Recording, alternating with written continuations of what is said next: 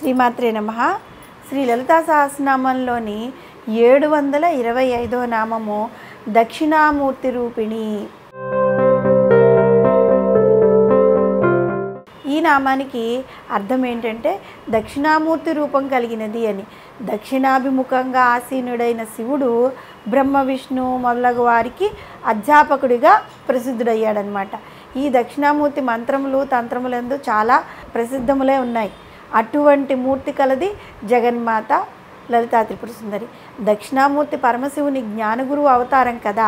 ఇతర గురువులైతే మాటలతో శిష్యులకు బోధిస్తారు, కానీ దక్షిణామూర్తి వారు మౌనంగానే ఉండి ఆ శిష్యులకు కలిగిన సందేహాలను నివారిస్తూ ఉంటారు. శుద్ధ స్ఫటిక సంకాసం శశిఖండ విభూషితం వ్యాఘ్రచర్మధరం శాంతం జటామకుట మండితం ముఖ పంకేరుహుల్లాసం సోమా సూర్యాగ్నిలోచనం భావయామి మహాదేవం దక్షిణామూర్తి విగ్రహం. ఇది దక్షిణామూర్తి యొక్క విగ్రహం అన్నమాట.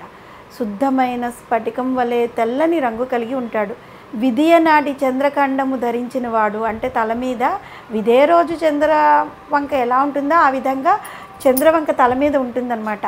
వ్యాఘ్రము అంటే పులి చర్మం ధరించిన వాడు, శాంత స్వభావం కలిగిన వాడు, అందమైన కిరీటాన్ని ధరించిన వాడు, పద్మం వంటి సుందరమైన ముఖారవిందం కలిగినవాడు, సూర్యచంద్రులు నేత్రములుగా కలిగినవాడు, మహాదేవుడైన దక్షిణామూర్తిని మనసులో ధ్యానించుచున్నాను అని ఈ శ్లోకార్థం. బ్రహ్మదేవుడు తన సృష్టిని ప్రారంభించినప్పుడు మొదట సనక సనందన సనత్పుజాజ సనత్ కుమార్ని సృష్టించి వారిని తన సృష్టిని కొనసాగించమని చెప్పాడట. కానీ వారు అందుకు అంగీకరించలేదు. మేము బ్రహ్మజ్ఞానం పొందాలి, అందువలన మేము మీకు సహాయపడలేము అని విరక్తులయ్యి బ్రహ్మజ్ఞానాన్ని పొందడానికి గురువుని వెతుక్కుంటూ బయలుదేరారు. ఆ నలుగురు గురువు కోసం వెతుకుతూ నారద మహర్షి సహాయంతో మొదట బ్రహ్మగారి దగ్గరికి వెళ్ళి ఆయన ప్రక్కన సరస్వతీదేవిని, మహావిష్ణువు ప్రక్కన లక్ష్మీదేవిని, శివుని ప్రక్కన పార్వతీదేవిని చూసి వీరు బ్రహ్మజ్ఞానాన్ని ఏమి ఉపదేశిస్తారు అని వెళ్ళిపోయారట. పరమశివుడు ఈ నలుగురి అజ్ఞానాన్ని చూసి బాధపడి వారికి బ్రహ్మజ్ఞానాన్ని ఉపదేశించాలని అనుకున్నాడు.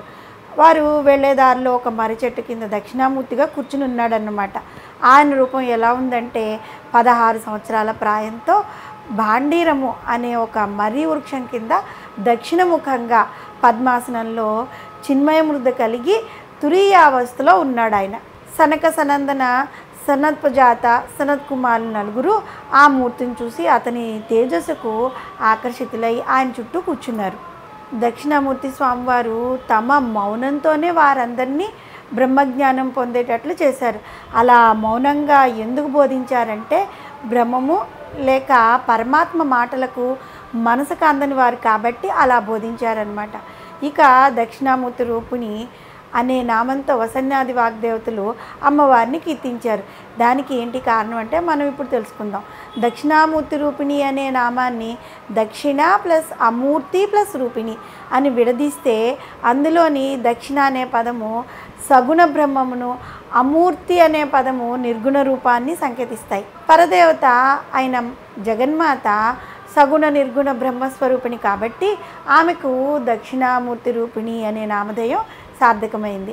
నిధయే సర్వ విద్యానాం అంటే సర్వ విద్యలకు నిధి అయినవాడు, సర్వ విద్యా ప్రపంచమునకు కారణమైనవాడు అయిన శ్రీ దక్షిణామూర్తిని ఓం నమో భగవతే దక్షిణామూర్తయే మహ్యం మేధాం ప్రజ్ఞాం ప్రయచ్చ స్వాహ అనే మంత్రంతో నిత్యం స్మరించినట్లయితే వారిలో మేధస్సు ప్రజ్ఞ ఎంతగానో వృద్ధి చెందుతాయి. ఒకసారి మనము దక్షిణామూర్తి స్వరూపాన్ని కనుక పరిశీలించినట్లయితే ఆయన కుడి చెవికి మకర కుండలాలు ఉంటాయి, ఎడమ చెవికి తాటంకాలు అలంకారంగా మనకు కనబడుతూ ఉంటాయి. మకర కుండలం పురుషులకు శ్రవణాలంకారంగా అంటూ ఉంటాం. తాటంకము స్త్రీ యొక్క కర్ణాలకు అలంకారం కదా. ఈ విధంగా దక్షిణామూర్తిగా అవతరించింది శివశక్తుల యొక్క ఐక్యరూపమైన శ్రీచక్ర సంచారిణియే కదా, మన అమ్మవారే దక్షిణామూర్తి రూపిణి అని. అందుకనే అమ్మవారిని కీర్తించాం. ఈ సమస్త విశ్వంలో అన్ని దుఃఖాలను పూర్తిగా నివారించగలిగిన దక్షిణా స్వభావము కల మాత దక్షిణామూర్తి స్వరూపిణి, దక్షిణామూర్తి రూపిణి అన్నమాట.